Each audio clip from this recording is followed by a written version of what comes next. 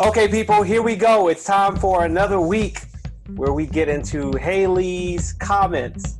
And Hayley, I saw the rundown, and I fear for myself as we get a little further down. I was rather scared. No fear.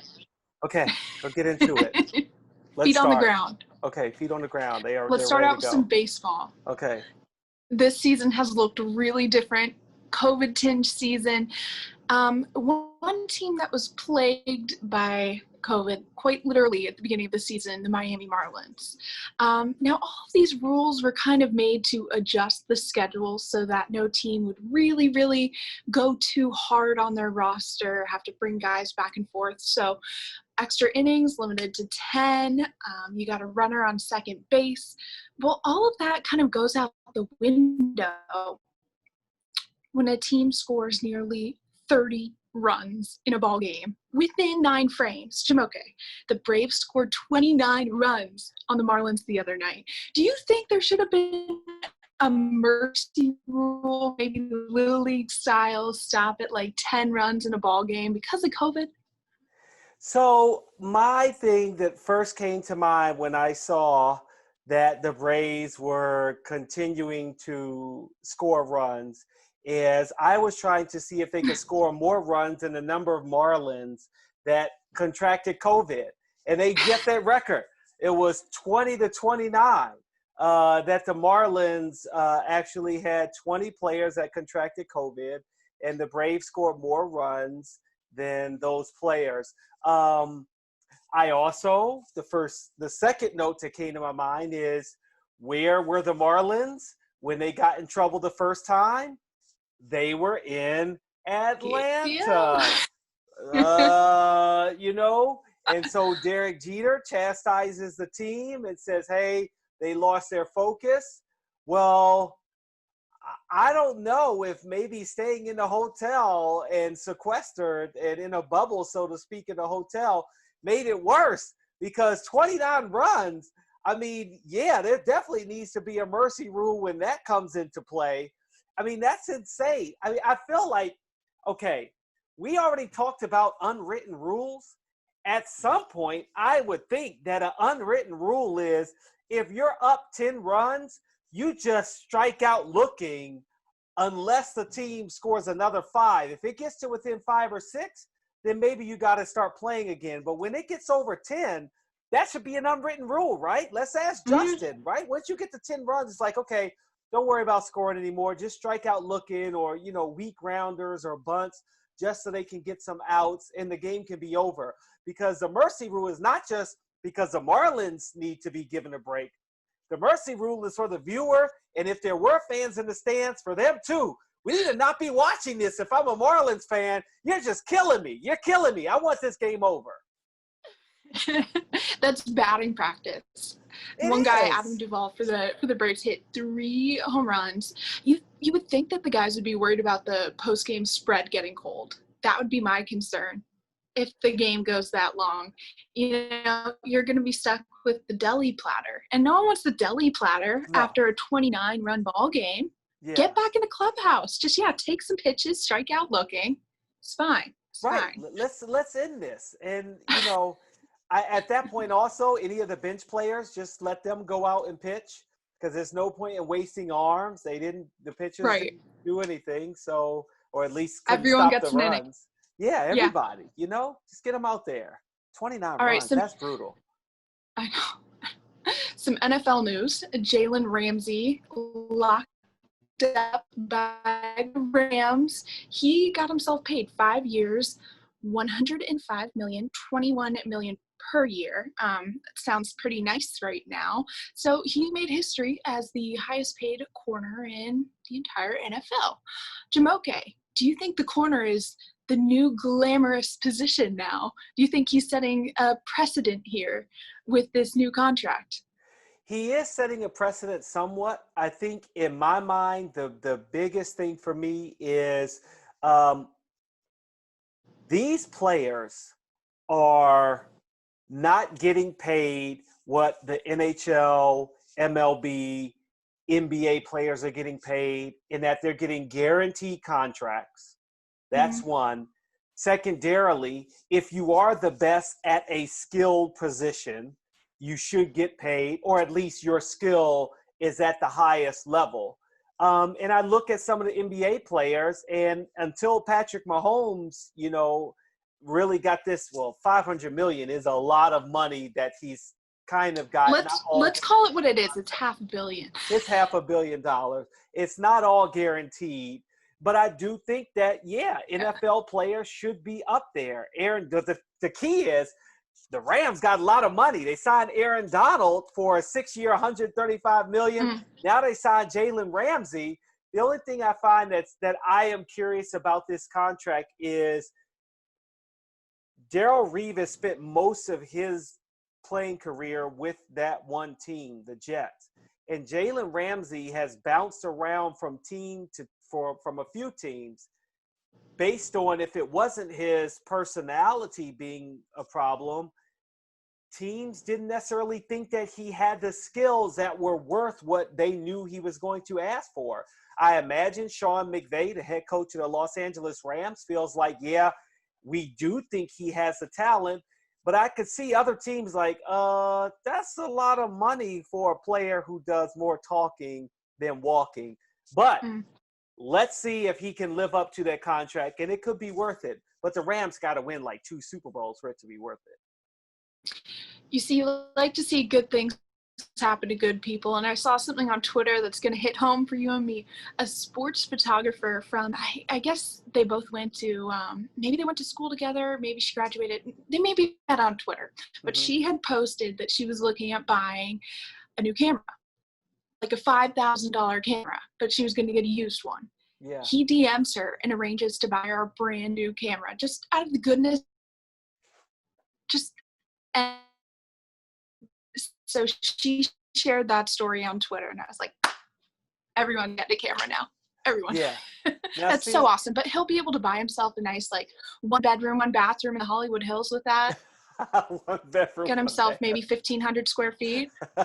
I think he's going to be able to get He's a going to little be more living than large. I think that is what makes it a pretty awesome story, that he would do stuff. I like seeing and hearing stories like that, where athletes or people of means, period, just paying it forward, doing something nice for someone else who doesn't have the kind of money that they have, and or just need a break to make it. The fact that if she gets this camera and now, 5-10 years down the road, she's going to have this great career is amazing. You think about Deshaun Watson, who, basically when he was a kid and homeless, a football player helped him out. And now he sees a homeless person being kicked out because of COVID and being evicted in Houston. And what does he do? He helps this guy out.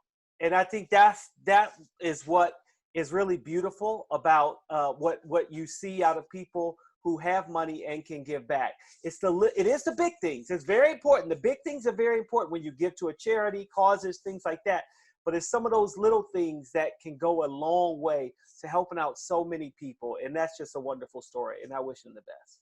I hope he gets those Super Bowls in. Give a man a fishing pole, change his life, right? Yeah. Pretty cool. Yeah. All right, sticking with the NFL, Skip Bayless ran his mouth about Dak Prescott. A lot of people are up in arms about this because a lot of people have a soft spot for Dak.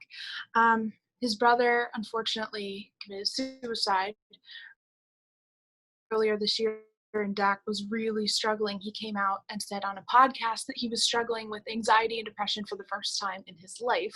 Well, Skip Bayless said he has no pity for Dak.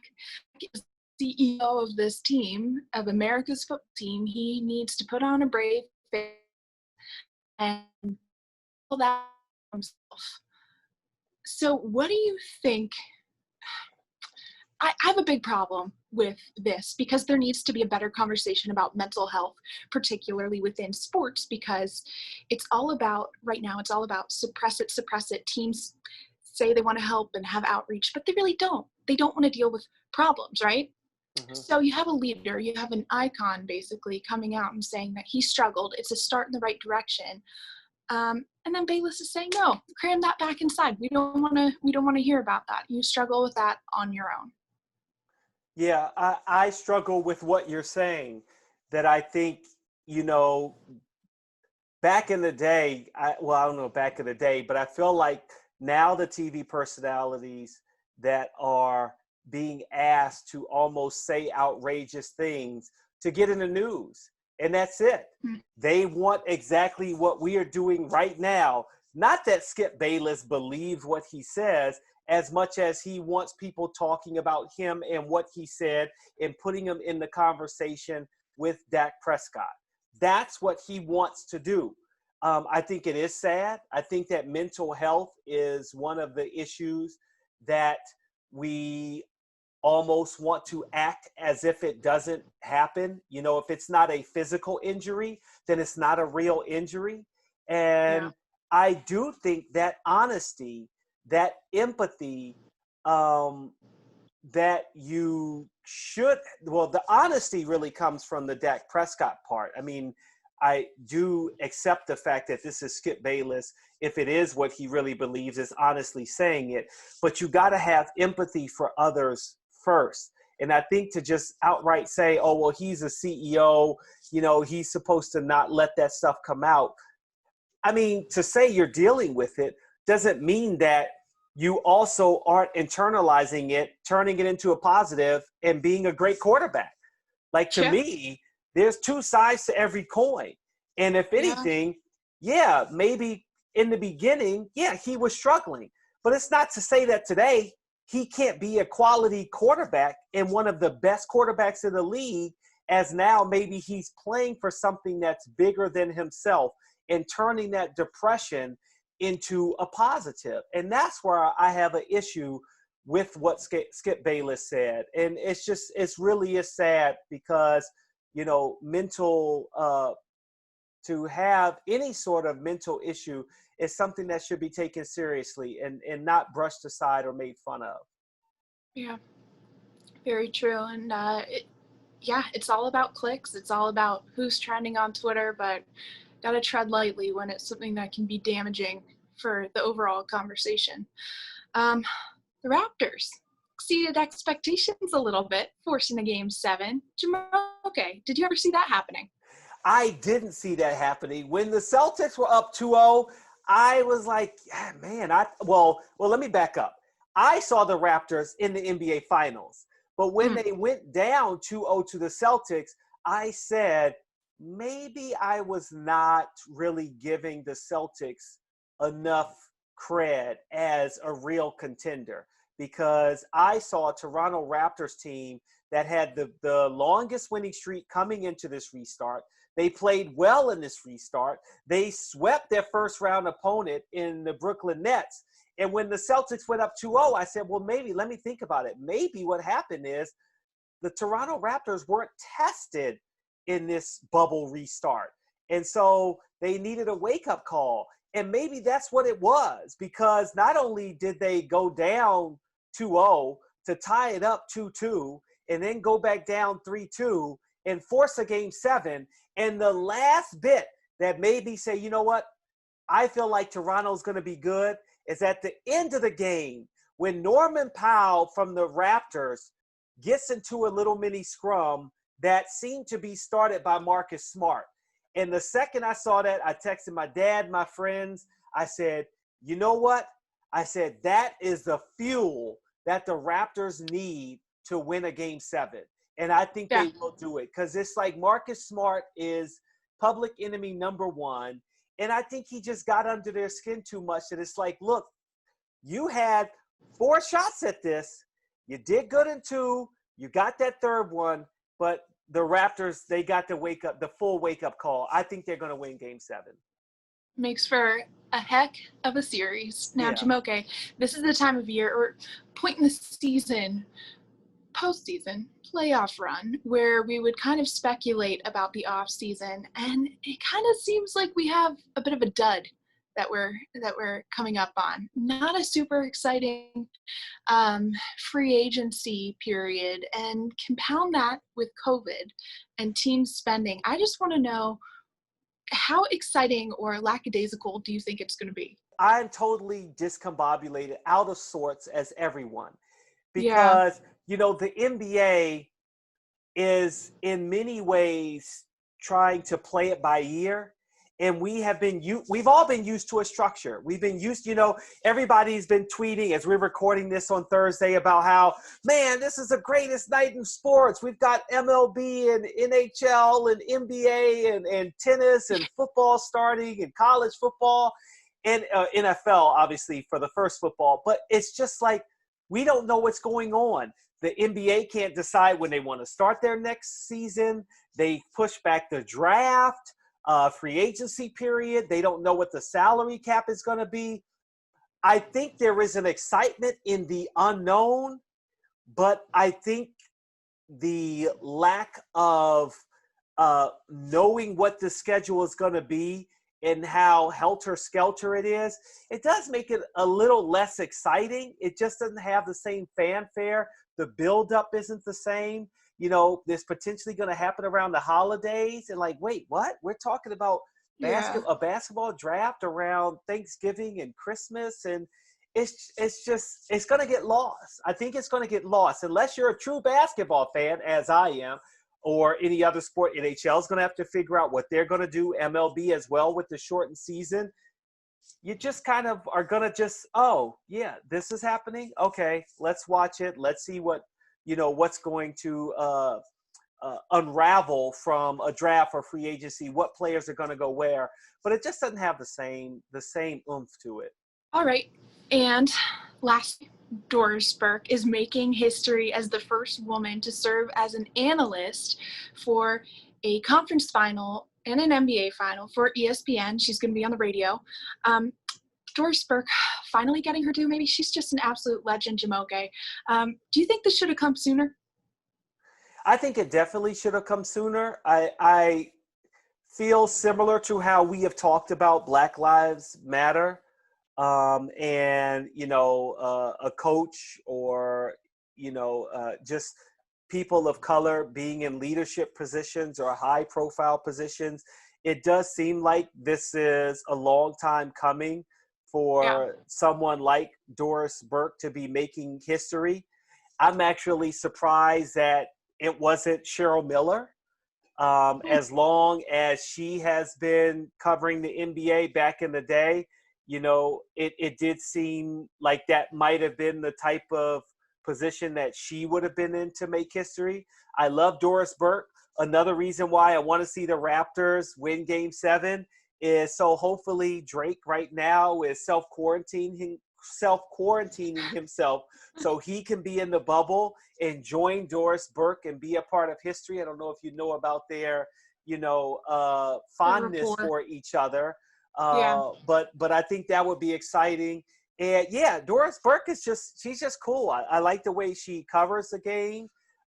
Yes, as you mentioned, she's a pioneer for other women out there that want to go into being an analyst. I know, to switch a little bit, I know that Becky Hammond is up for a possible head coaching position in the NBA. So there are a lot of changes that are coming, and this is just another one of them. And I'm really excited for her. Okay, now this story kind of threw me.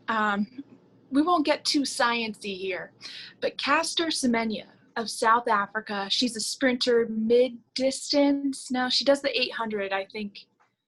I don't know if she does any other events currently, but it was ruled in her appeal case in a Swiss court that she cannot compete in the Tokyo Games unless she takes a medication, because she has a condition called hyperandrogenism, which means her testosterone levels are higher than your average woman. Jumoke, I know we're not sitting poring over these court documents, and the court probably had a somewhat reasonable assessment here. But doesn't this seem like it could just open the door to a bunch of double standards all over the place. I mean, she's a woman, natural born woman, identifies as a woman, but they're saying, hey, because you have a little extra oomph in your bloodstream, you gotta alter yourself medically. You're too good.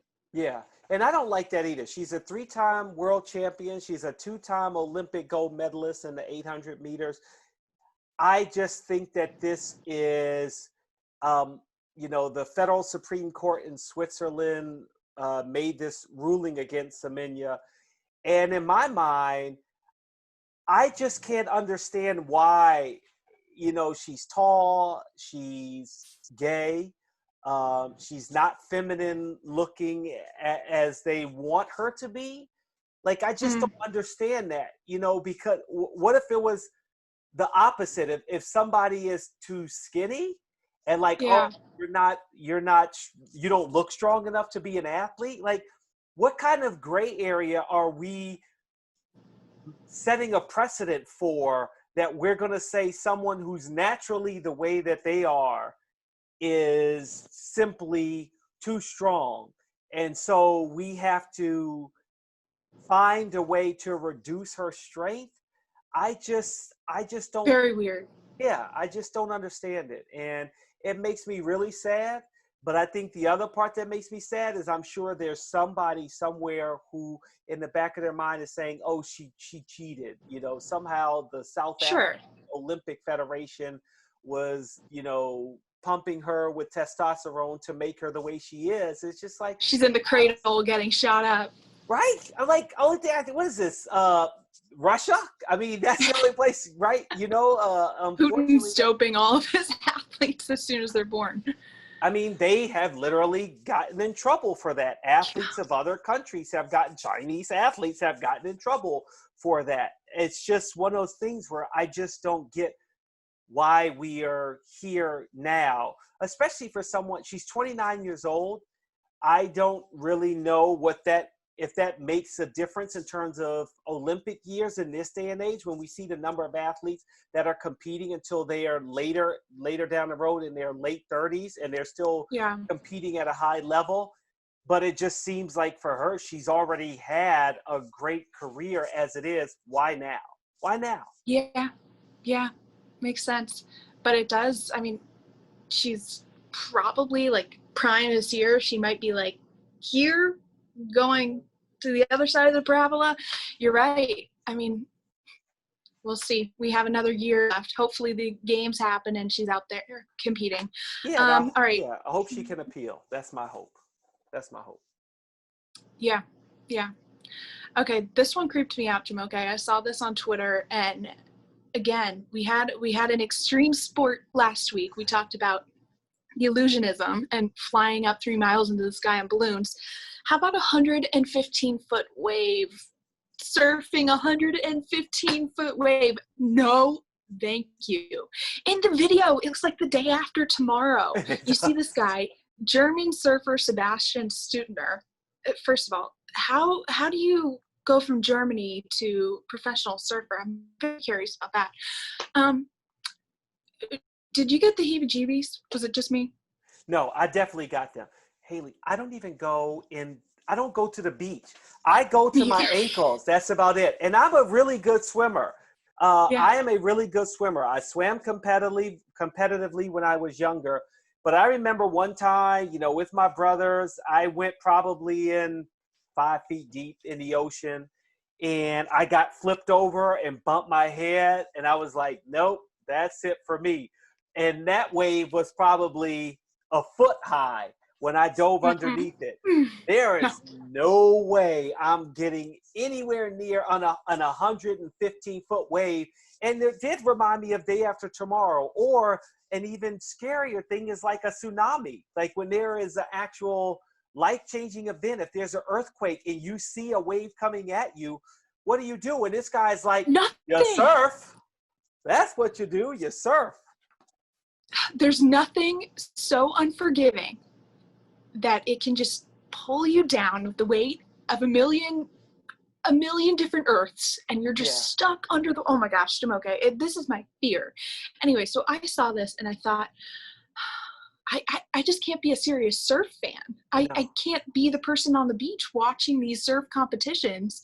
Let's wait for 100-footer to roll on in and watch this guy go, get Yeah. sucked under deep into the ocean. Oh, And I was watching, you sent me the video, so I was watching it, and then I kept looking at the people, the little people that were at the yeah. front of the frame, and I was like, how far away are they?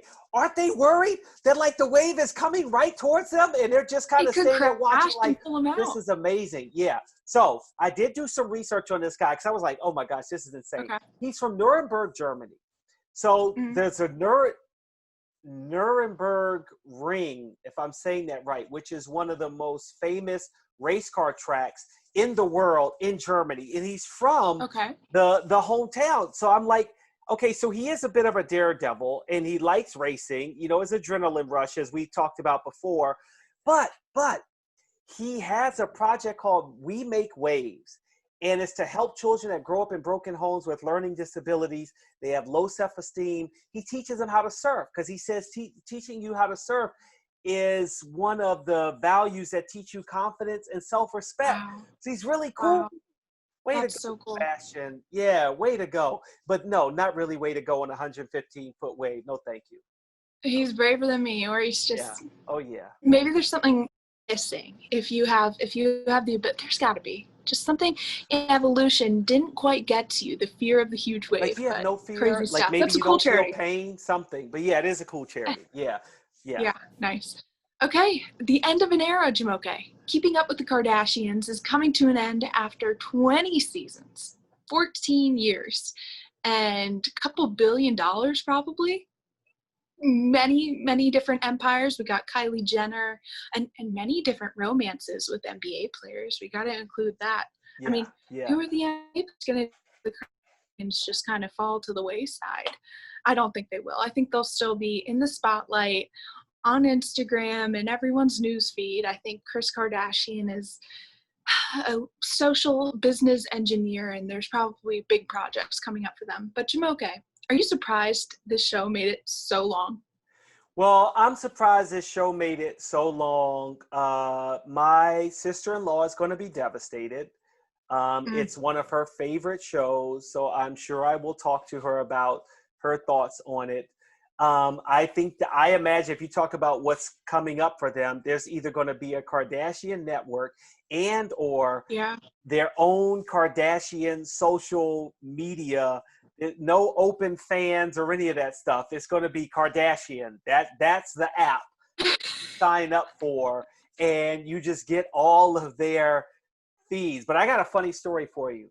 So I had the pleasure of really growing to build a strong relationship with Caron Butler, the former Washington Wizard. And he invited me and my wife to one of his birthday parties. And as we are walking on the red carpet into this beautiful establishment, we noticed that there are a lot of cameras flashing. And we were like, oh, these people, they really are taking pictures of us. This is really exciting. As we just keep walking and the light bulbs are flashing, and we open the door and, and turn to open the door for the person behind you. Yeah, it's Kim Kardashian. And we're like, we're at a party with Kim Kardashian, and she walked in right behind us. And it was just like, what is happening right now? It was the single greatest and most bizarre moment of my life and my wife's, who doesn't like the spotlight. And it's so weird. It's so weird. And I was so bummed that I didn't stop most of these photographers and say, hey, could I get some of these pictures? Because I'm sure we're in this picture. We have to be. And nope, never asked them, and just went in and had a good time. And actually we sat, it was like a U-shaped club, and we sat literally right across from Kim Kardashian. And I think Carmen Electra was there and a couple of other people. And we're just watching how they're mingling, and everybody wants to get over where they are. And we're wondering why the two of us are sitting at a table alone. I'm like, I don't get it. We're just as exciting as Kardashians, but you just look a little more exclusive. Like you have smaller, more elusive circles that she doesn't cross into. Wow, that's crazy. Yeah, that's crazy. So you have a Kardashian story. Yeah, Keeping Up with the Davises, it didn't quite take off the same. It's just Well, I'm sure they have something else coming down the pipeline, but they are the first empire. I'm sure there will be many others that just, they're characters who became famous for being famous, and it really just defined our social norms for all of the 21st century, really. Yeah. So it truly But, is but, the end but of an era. the thing that's so amazing is I watch the show, not regularly, but I've watched it before, and I am amazed that no one has been able to duplicate it. No other family, has been able to, one, deal with having cameras in their entire lives for the last Yeah. 20 years. But I look at some of these other reality shows that try their hardest to duplicate it, and you can't. And now it's over. And I don't know who will be able to take their spotlight, but also reading that, with COVID, like had to cut a couple of shows and they can't afford to keep the Yeah. Kardashians. Like, man. They're going younger. They're going with the TikTok dancing family, Charlie D'Amelio. No, I think they're getting it. Oh, this is too much. This is too much. The Kardashian family. Boredom. There will Boredom never be is the another next Camelot. show. There will never. Boredom. That's the next No one show wants to watch with that. Justin and Hayley. You're the only one watching that. You and my mom. Okay. So I know this is a subject you'll be excited about. You're an award winner yourself. You have many Emmys, but the Academy is finally taking steps to become more inclusive after years and years of ridicule and criticism for being too white. We can all agree, way too white. So in order to be eligible to win Best Picture, a film must meet 2 of 4 pretty strict standards. Jumoke, do you think this is a move in the right direction? Do you think it's too little too late? Do you think it's transparent enough for the audience to know that, okay, this is like a pretty decent, reasonable measure that's being taken to ensure inclusivity? I would err on the side of let's not criticize what the Academy is doing, because when we talk about, as I mentioned earlier, you can talk the talk, but will you walk the walk? And if nothing else, they are walking. They are saying, what can we do? What should we do? It may not be the best option. You may not be able to make everyone happy, but you have to set some kind of a standard, some kind of baseline for a beginning of not just having dialogue, but saying, no, we're taking real action. So these inclusion standards, as they call them, at least one of the lead actors or a significant supporting actor must be from a underrepresented racial or ethnic group. 30% of all of the actors in minor roles come from 2 of the categories of women, LGBTQ, underrepresented racial or ethnic group. I love it. I love it because whether you are someone who believes in Black Lives Matter or not, because I also think that there are minorities that don't necessarily believe in that don't necessarily want affirmative action.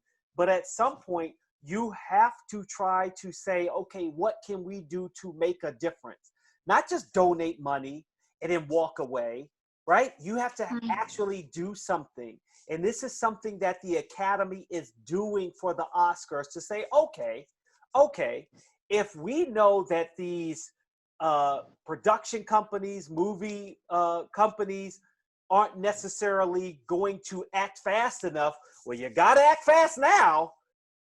Yeah. Right? These rules say you have to act fast now, or else you won't be getting an Academy Award. And I applaud them for trying something. It may not work. You may get the Clayton Kershaw of a production company or an actor saying that they don't like the rule. And let's hope it's a one-time thing. As you saw, Clayton Kershaw doesn't like the 10th inning man on second base, and he wants to do away with it. But you tried it, and I hope this doesn't go away. If they need to make any kind of tweaks, that's fine. But I really, really like it, and I applaud the Academy for trying to make a difference and do something about an issue that has been going on for not only a long time, but even, I'll watch some old movies. I'll watch Turner Classic Movies or old sitcom. And I'm sitting there and I'm watching. I was like, there are no minorities. Not one in some of these shows. And to think we're in 2020 and we're just now trying to say, we got to have more minorities. That's not good. And not just Black. We're talking about minorities, period. People who are underrepresented in LGBTQ community as well. So I applaud it. Yeah, absolutely. And it does seem like it's going to have some transactional impact. You're challenging the writers to meet these standards, and that's going to change how a lot of writers write their characters and write their plots. So it seems to be a step in the right direction. It's a step in the right direction. And when you talk about change comes from the top down, well, winning the Academy Award is at the top. And so this will trickle down because everyone's going to have to think about that. I mean, I remember the controversy when it was like, wait, can Idris Elba be James Bond? James Bond has been white as long as he's been James Bond. And it was like a backlash, like, no, we can't have this. But, when you think of writing a role, maybe this will allow for not just people to I'm not trying to say this will allow for people to say I'm necessarily, we have to write for a minority, but almost making it comfortable if in the beginning you say, yeah, I want to do something different. Well, now it's definitely okay. Yeah. It's definitely okay. If you want to make Idris Elba James Bond, go right ahead because the Academy is saying this is the kind of change we want to see in our movies. I love it. Good leadership. Yeah, and let's hope we see it behind the scenes, not just on camera as well. That's the other part that I like of what they're trying to do. Yeah, absolutely. Crews count. Yeah. What a show, Hayley. Wow, that was packed. A lot of stuff. Yeah, a lot of stuff. Gosh, my heart rate, if I was wearing a heart rate monitor, I'm sure it went up on a couple of them. You get a workout. Yeah. Thank you, Hayley. I enjoyed it. Thanks, Jumoke. See you next week.